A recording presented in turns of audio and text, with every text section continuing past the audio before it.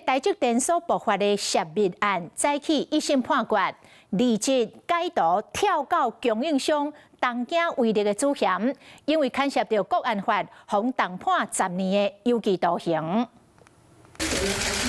双手红上口，向法警带入后审室，看到镜头里翕白衫的查甫人搁跳钢线，伊就是台积电内心通过几个单线主嫌。那伊头前的是共案的单线共犯，本案2个在押被告，今仔日现身地上法案一审宣判。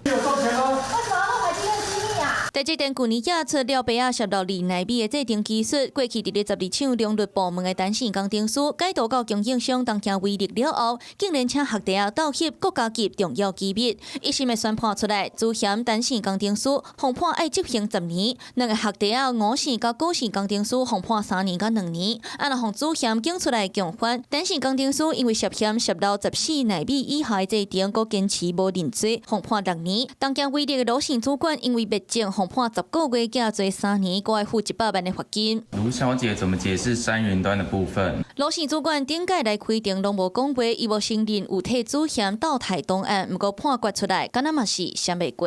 陈立明被诉有5次的犯罪，侵害国安营业秘密罪，分别判处有期徒刑3年以及3年6月。最后一次第5次违反国家安全法案件，判处免刑。 合并定应执行刑，有期徒刑10年。若是被告互判刑，东京威力公司嘛，互检方认定有监督职员等法定刑责，互判处1亿5000万的罚金，会当加罪3年。1年内就要先付1亿，互台积电，按那5000万就要纳国库。 台积电向工作室后国新山所押出重大机密，红了白啊泄露，惊动社会泄露案一审的判决出来，嘛正总5个首相因为泄露偷摕公司的机密，互判刑的国安法偷例。